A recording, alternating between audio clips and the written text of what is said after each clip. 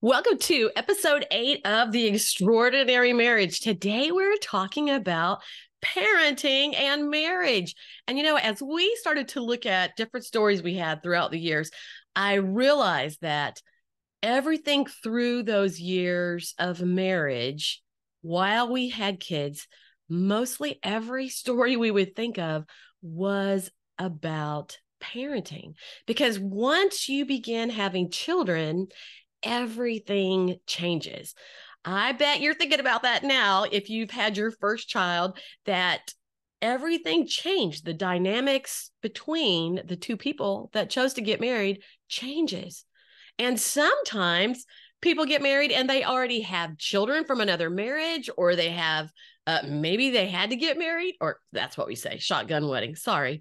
Anyway, maybe they had to get married and, right away there was that child that was there and they never had that time just between the two of them. I think when that happens, you have to be more careful to pay attention to each other, because the truth is when kids come along, they take all the attention. So I remember whenever we were first married, and, our first child was like maybe two-ish or something like that. And he had gotten in trouble with me. And I don't remember if he got his bottom popped or if I fussed at him or what, but he had gotten in big trouble and he was crying. And about that time, my husband came in from work. And so, Jeff, how did that look to you whenever you came in? I'll let you tell your side of the story on that. Okay. My side of the story is I came in from work. I opened the door to come into the house, and my son is standing there crying. So, as any good parent would do, I immediately picked him up to comfort him. And then I heard the voice from the back of the house who had said, "Don't pick him up. Don't pet him. Don't do anything." And I'm thinking, okay. And then I was in trouble. Yes. So he's crying. He's gotten in trouble with me. Jeff comes in and he picks him up. And I'm like, hey, why are you picking him up? This is like one of those first examples of communicating, because as he came in, he didn't know what had just happened, but I became really irritated with him. And so this is one of our first lessons. And, he likes to please me. Yeah. Yeah, exactly. So he doesn't like to get in trouble with me. He doesn't like me to get irritated. So, so he picked him up, but we had a conversation at that time when we talked about the fact of, hey, I just got after him. And so you can't pet him. And that would probably be one of the things of our parenting years, because Jeff has more mercy than I do. And he probably I don't think you ever. Do you remember any times that you actually got on the children when they were small? A few times. And what might they be doing when you got onto them? They were doing something, or I saw them do something specific that was wrong, such as hitting their brother or their sister, or throwing something or whatever. And then you got on to me because I got on to them because you didn't like my discipline. But that's another story. Well, maybe I don't like to hear that. Really? Okay. Well, I think that because that didn't happen very often with me.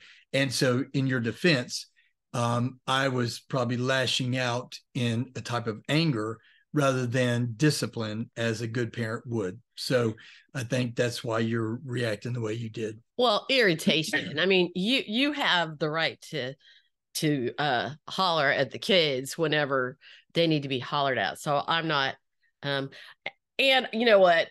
Well, since you say that, we're going to go there on that. I remember one of the first times that you spanked one of the kids. The way I saw it was that you used too much man strength. And so I was like, oh, I'd rather spank them with good control than have you spank them when you're mad or angry at them, because they've irritated you to the point that now you're coming after them, where I'd rather be more proactive and you were being reactive. That's kind of how I saw it.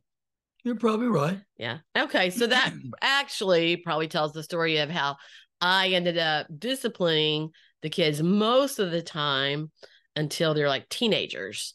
And that's another story, right? Yeah. So, but a lot of the times you played with the kids. So you tended to play with the kids, and I disciplined the kids, and I got after the kids, and I took after the kids. So I'm thinking that makes you more popular than me because you were like always playing with the kids. Well, I mean, I like to have fun with them. I mean, it's kind of like whenever you were going to work, you were teaching ballet or whatever, and we played hide and seek, but their homework was always done before we played. So, we did that, and we would run and hide, and Melissa always had to be on my side because I would scare her so bad. And so she was on my team. And even when I jumped out to scare her brothers, I think that I scared her also. But it's mainly because it was dark and the kids walked in and you jump out, just like if you're in one of those haunted houses type thing, people jump out and scare you. It's kind of like that same thing. Yes. So I really didn't know about that until they were grown. And suddenly one day they talked about the fact that they played hide and go seek with dad. And I think you guys were saying that usually the two boys, our boys were like 5 years apart. And our daughter was born right in the middle of that. So we had all 5 of our kids within 5 years. And so our youngest son was usually about the same size as his sister. And so you would put the two boys on one team, and then you would protect the little angel girl on your team, right? Sure. You always protect the princess or the queen. Or the queen. Thanks. That's probably why the boys even now look and go, oh, Melissa's favored, right? But we don't favor any of our kids. We love all our kids equal. How does that happen where kids do that, where they start thinking, mom or dad favor so-and-so over me? How do you think that happens? Well, it could be simply because you have more in common. You're girls, you do things together, you like to do the same type thing. And the boys do things with me, like watch Georgia football or, throw the football around or baseball or whatever it is, Melissa was never outside throwing the football or throwing baseball or whatever, so this probably is just because of the guy girl thing. So literally, I think we have different relationships as moms with our boys or as moms with our sons, and probably the same things with dads. Sure. Different relationships. But, it all comes back to the couples and communicating. It's like that first story we told about Jeremy when he was 2. The whole idea there is that was avoided for the future because of communication. When we talked about that, same thing with the kids and different aspects of our lives with our children and that parenting, but it comes back to the couples communicating and sharing, okay, this is how I see this. And that's so important.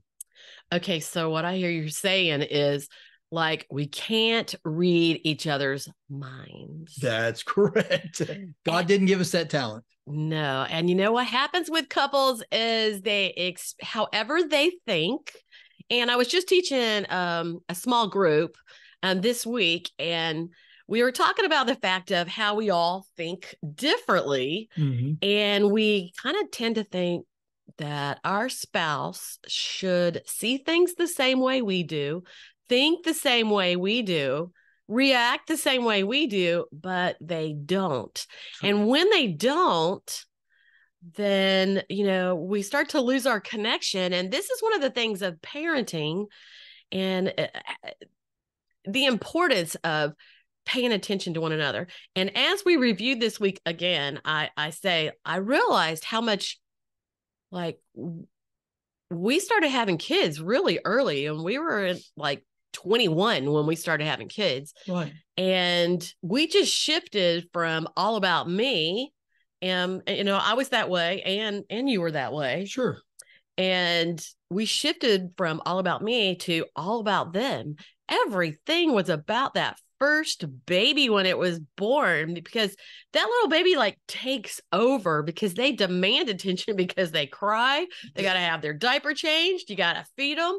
They're dependent on you to protect them and take care of them. Yeah. And everything really changes when that first child comes along. So, you know what? How did you feel? Because, some men feel, I hate to say, like jealous or bothered or, needy or whatever. So what did you think whenever that first baby came along? I guess there was times that I thought that, wow, she's putting this child ahead of me. But most of the time I just realized that, hey, the baby's got to be taken care of. The kids have to be taken care of. And they were our priority at that time. And I guess maybe I look at things a little differently, but I can see where men who were getting all the attention from their spouse at one time, a baby comes along and mama is enamored with, or whatever that word is, with that baby. And she's so excited about this and everything the baby's doing. And suddenly he feels left out. He's not, but he does feel that way. So I can see that, although I don't remember feeling that really that much. Well, but I think that's a really good point, because there's a lot of couples that starts to kind of come between. And I think it's something that you have to discuss. It's not anything that we discussed. I never thought about it back in the day. Nope. I never thought about it. And I never felt left out, because by the time I was taking care of the needs of everybody in the family, from children and running them around and all the things in the household and making dinner. And I think that maybe we got to stop and have a conversation maybe after the kids went to bed. Maybe sometimes we just laid down and went to sleep. And that's it. I kind of remember that, being tired all the time. And I hear people say nowadays, our kids are all grown. And I hear people say, well, that's why you have kids when you're young, because you got to have the energy. But you know what I think? Because I'm a person who still has a lot of energy. And when I have the grandkids over, I don't think anything about it usually as far as keeping up with them. It just doesn't bother me. So I really think that having kids is what makes you tired. Mm-hmm. Yeah, I really have decided from this side that having children is what makes you tired, because I do believe that I also just dropped into bed every night. I don't ever remember having trouble sleeping when I had children, except for waking up very easily, when a baby cried. You're like on, otherwise I've always slept so solid, but you're like on alert when you have little ones. And I think that's an important thing to pay attention to and talk about once in a while, of what we can do together. But you know what? What you have in common during that time is children. Mm-hmm. You have that in common. So, something that we also did all back through the days, your mom had a family reunion in West Virginia. And so every summer we would pack up the kids. And I remember some summers, even like maybe a couple of those first years, maybe they paid for it, or we rode with them in their van when we just had one child. Because, when you first get married, you don't have so much money, and you can't, I don't remember any other vacations in those early days except going to the family reunion. But that was always a great fun, because there was a ball game and volleyball and hey, my favorite thing, eating great food 3 times a day. They rang the big bell, it was at a 4-H camp, and they rang the big bell and we all headed down to eat. And hey, I didn't have to cook, and it was family style. They just kept refilling the bowls, and we just had a good old time eating. But there was always so many activities. They had activities for the kids and all that kind of thing. Yeah. Something about gathering with family. It's always great. It was. And I think I went with you the first time, and we were engaged. And that was the kind of thing where I remember I said, you know what? You asked me if I could go. And I think I was 18. And I was like, my mom won't let me go. There's no way she'll let me go. I grew up very conservatively, and my parents were very protective. So maybe that's why I also was protective. I grew up very conservative also. Okay. Just for the record. Yes, you did. I Okay, didn't say go you ahead. didn't. Yes, yes, you did. Your family was very conservative, and that's probably what helped us. So we have the same beliefs and values and all that kind of thing. Anyway, I was asked to go, and I'm like, no way, my mom won't let me go. But Jeff, I said, you can ask her if you want. So he went and asked her, I did. and she said, Absolutely. I was Well, she like, didn't say, she said yes. I was like, what? I couldn't believe that she had said yes, that I could go on this trip with your family. But anyway, so that was the first year. And we went for a handful of years. I dare not think how many years it was. And one day I said, hey, I just realized something. Your last name is Durham, Mhm. and your all those people at your mom's reunion, their last name is Durham. Correct. Yeah, so yeah, I was a little slow. So my mom married a Durham, and she was a Durham, which makes me a thoroughbred. And they met do you remember? They met in Washington D.C. You want me to tell that story? Sure. All right, real quick. Okay, that story. Uh, my dad's sergeant. He was in the Marine Corps. He came into the barracks. My dad happened to be the guy that was there. He said, Durham, get your gun, get your Get your suit, gun. get He your was military. greens on, get your greens on. We're going into town. And so he went with the sergeant because the sergeant was meeting my mom's sister, and they went to the roller skating ring. And of course, now I don't know if my dad knew how to skate or really didn't know how to skate, but my mom helped him all the way around the rink all night long. And that began a romance. And that December, right after that, not very long after that, in December, they got married. And the rest is history. Hey, and I think that was like a 3-month romance is all it was, right? It's very short, Ooh. very short.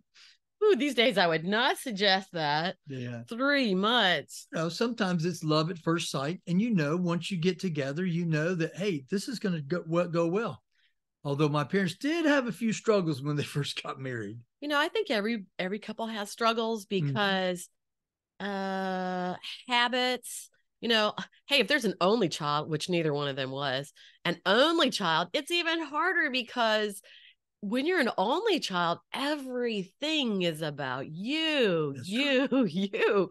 And when you get married, all of a sudden there's two people, and it's kind of like a sibling, and you got to kind of divide up the attention and take turns. My turn, your turn, getting to choose, sure, or that kind of thing. So, well, it's getting to know each other, And I will tell one little side story that my parents sometimes did have fights because my mom told this story many years ago. About how she threw something at my dad. And it broke, and I don't know, it did some little cut or something on me, and that broke my mom. She never threw anything ever again. But couples go through that type thing. It's a getting to know you type process. Absolutely. And somebody's listening going, yeah, I've thrown things before, but it's to throw a dish. Yeah. But you know what? Sometimes whatever's in our hand, if we're really, really mad, right? Yeah. I can't remember you throwing anything at me. Yeah. I don't usually throw things. Thanks. I probably wouldn't hit you anyway. But so we went on for years going to that family reunion, having a good time, and our kids started growing up with their faraway cousins all the way in West Virginia. As we went to that, of course everybody wasn't from West Virginia. That's just where your mom was originally from, and her siblings, which was what, 10 kids, were all over the state. So everybody traveled there to go to that reunion. Well, a long time that we were pregnant with our second child. And you know what? That was before the day of ultrasound. So we still didn't know if we were having a boy or a girl. So we'd had a boy the first time, and we didn't know if we were having a boy or girl. And it happened that the weekend that family reunion was, that was like my due date, or it was like slightly past my due date. Actually, it was past my due date because I never gave birth on my due date. It was always like 2 weeks later, wasn't it? Yeah. It was always 2 weeks later. So I knew that we couldn't go to the reunion because we might have a baby along the way, Yeah. Yeah. Exactly. Well, your mom, she was pretty persistent. She was a great mother-in-law, I have to say that. But you know what? When we want something, we want something. So she wanted to take Jeremy at 2.5 years old to the family reunion in West Virginia. And do we remember I said I was a clingy mom? I know it. I claim it. Yeah, That's okay. I claim it. She wanted to do that. And so I was like, oh, no, mom, I cannot do that. I mean, I knew like, we want to say yes and we want to please people, but I was like, I can't say yes. I just couldn't bear knowing that he had traveled all the way to West Virginia from Georgia. And here I would be, having a baby. I mean, like, even if I wasn't having a baby, I couldn't have done it. So I had to say no. It was a hard thing to say no because I didn't want to say no, but I could not say yes. Well, in that story, my sister-in-law actually, sometimes we get involved in other things.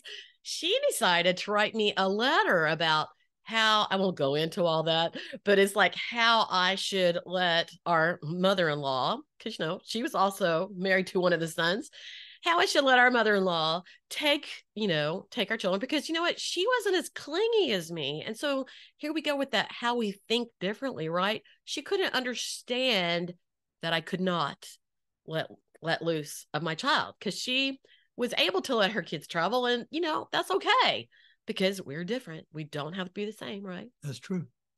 So she wrote me a letter. Here I am, big and pregnant. And, about that time, we're emotional. And since I, at that time in my life, probably had trouble communicating my feelings to anybody outside my tiny little family, my husband. Yeah, once he couldn't, once that time happened before we got married and my mom put us in that spot, I shared that in episode 1, where my mom put me in the spot where I had to share my feelings because I was getting ready to break up with him. Like he was never able to shut me up. It's like once you open the gates, they just kept coming. So he knew how I felt. I was very upset with it. I probably cried a whole lot about it, but because of how I communicated and how I couldn't say that to my sister-in-law. I didn't want to talk about it anymore with my mother-in-law.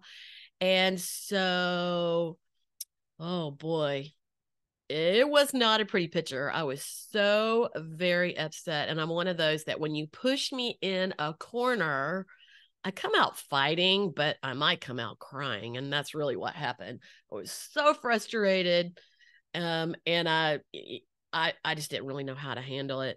So that year, that was a good thing that it didn't happen, because while they were at the family reunion, Melissa came along, and so I can remember calling the doctor and all the different aspects of that, but that's where I had your back, and we did what was right for our family. right. And so you need to do what's right for your family. That's called the communication that you have with your spouse. You talk about things like that, and then you have to decide what's best for you. And I knew how Connie felt about that, how clingy she was, because she's you can still use that clingy. word since I used it. Yeah. And so, it was right for us. And it may not be right for everybody, but that was right for us. And Melissa came along at 3:01 a.m. the Sunday of the family reunion.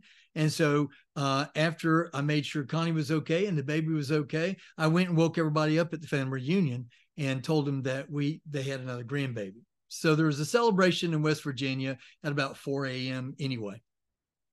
Okay, so I'm going to think it back. Is that right? Because how did you let them know? Because there was no phones, no cell phones back then. No, I called the Jackson Mill in West Virginia, Okay. in Weston, West Virginia, and I woke the person up, and then they went and got them, and then they called. And things were really different back then because there were no cell phones where you could just contact people. Wow, that was another day, wasn't it? Oh yeah, yeah. Where when somebody went out the door, you didn't know, you couldn't contact them all the time. It was just really a different day. Well, I also remember something that was fun, something was really special to us during our parenting years was that your older brother, Mike, he was a chaplain in the army, in the army. And back in that day, he was stationed in Germany. Yeah, exactly. Yeah, he was stationed in Germany. And so, wow, it was a very expensive trip, but we got to stay with them. They were, in the army barracks, right? In Heidelberg, Germany. In Heidelberg, Germany. And so we got to go there one Christmas and we spent 2 weeks. And, we're so thankful to them for housing us and taking care of us and that kind of thing. But our kids got to go and do that. Yeah. And they were on the edge of being teenagers. Well, Josh was little and Jeremy was probably what? Jeremy was a teenager. He was 14 or 15, somewhere in that area. Okay. That's about right. And then Melissa would have been 12, so they were right on the brink of being teenagers. And anyway, but that was a lot of fun because we got to go to Paris and to see, all the sights of Paris. We went to Amsterdam and saw the Anne Frank house, and just different places and different places that we normally would not have been able to go to if they hadn't been already living in Europe. So we also saw New Swanstein. And anyway, go ahead. Yes. So that was like so much fun. And we would never have had that opportunity. And yeah, we put it on our credit card. So thanks, Mike and Janice. It was a lifetime opportunity. But something that was really funny that we were talking about that we remember is we were, you walked everywhere you went there. The sidewalks were big and wide, and we walked everywhere we went. In Paris, you're talking in Paris, yeah. And so, like, you're like, you're getting hungry, and we started looking for somewhere to eat. And once in a while, you would see somewhere like McDonald's. I don't know. Do we see it? Hard Rock Cafe. Hard Rock Cafe. But you're away from home. You're in Europe, and you really want to go eat at a restaurant that's not at home.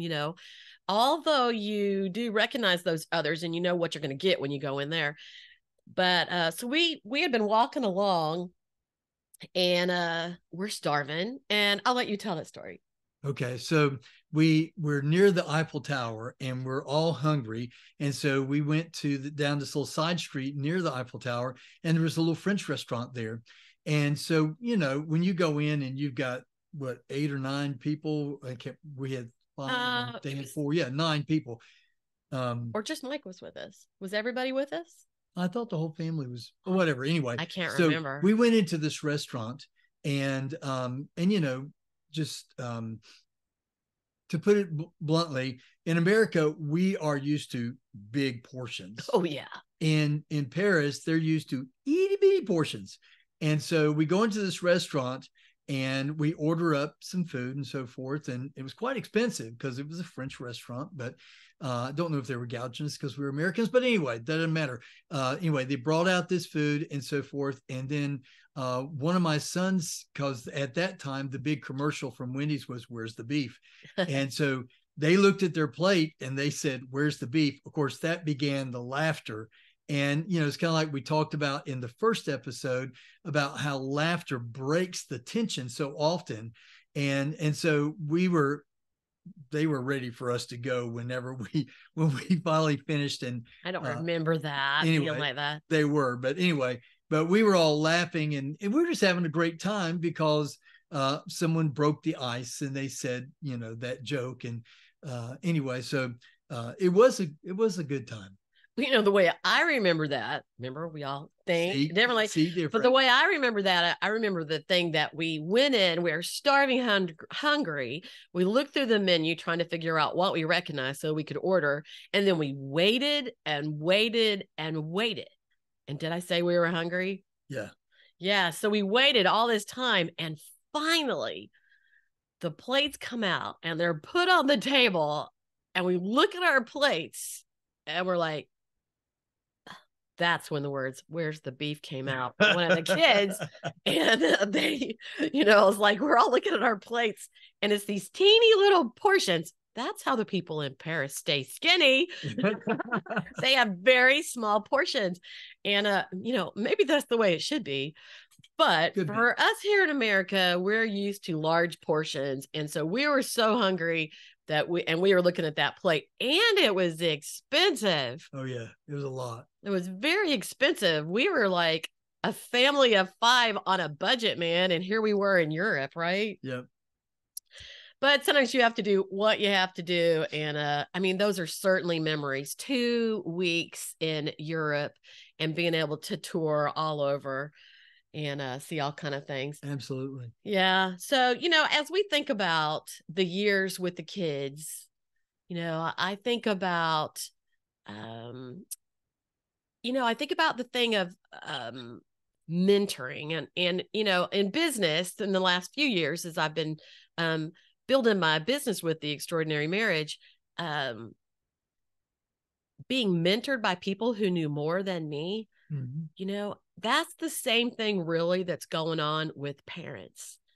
Parents are mentors, and kids do what they see. And as parents, we tell them what we want them to do. And we're not thinking about, what do we do?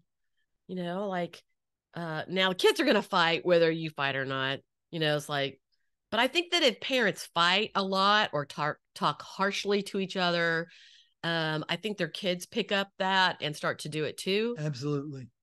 Yeah. So, sometimes as parents, we can think of ourselves as mentors. And what were our parents like? What did we like? What did we not like about, our own childhoods? And then we want to remember, as we are mentors to our kids, what do I want my own marriage to look like? True. Yeah, what do I want my own marriage to look like? And then we have to practice what we want to see. We have to think ahead. We have to think about, what do I want my life to be like? What do I want my marriage to be like? How do I want my kids to grow up? And then we have to practice that. And I think that happens often where, as parents, we bring whatever we had in our own childhood, we bring that into our marriages. And then guess what happens? Our kids take that into their marriages. That's right. And often there's circumstances where people have a lot of hardship in their lives. And we happen to both come from conservative families, godly values and that kind of thing. But sometimes people don't have that opportunity, and they come from hardship and they don't know any better and they don't know what to do. And sometimes couples need to seek help. Sometimes couples, if you're having trouble, seek help, but pay attention to where you're seeking it, because that mentor is only as good as whatever their values are, where they've been, what their training is, exactly, how they think, right? Mm-hmm. And so that's how I would finish up today. And I'm sure that throughout some of the different episodes and of The Extraordinary Marriage, I'm sure we'll tell a few more stories. But as we conclude this one on parenting, I would say let's each stop and think about what we want in our marriage, what we want for our kids. Do we want to raise strong-minded, kind, thoughtful? But it's okay to have your opinion and to express that. But it's kind of like body language. I was teaching like that small group I said earlier this week, and it's body language. How do you express, what you're thinking and that kind of stuff? So anyway, do you have something you want to add, Jeff? No, I think you're right on target. That we come from different backgrounds, and when couples come together, they have to get to know each other, and that's part of that process. And if you're constantly struggling, you do need to reach out for help, because, if you came from one direction and they came from the other direction, it's like two locomotives running together, so sometimes you have to stop, sit, discuss, and get all those details worked out. And asking somebody for help is not a bad thing. You know what? And I think I'm going to finish with this. Remember, the pastor was talking about something last week, and it was win, WIN. And Yep. I'm hoping you can remember. I remember Yeah. what? Important Important. now. Okay, what's important now? So I figured if I couldn't remember, I thought you would. So win, WIN. What's important now? Yeah. And so as you're listening to this, I want you to think about this in your marriage. What's important now? It might be that y'all work on your communication skills. It might be parenting and being better parents. It might be the kids have grown up and what's important now. We got to figure out what we got in common again. That's another day. Actually, in the next episode at the beginning of the month, which would be January, first week, that's what we'll talk about. We'll talk about, the kids grew up, they're all gone. What now? What's important now?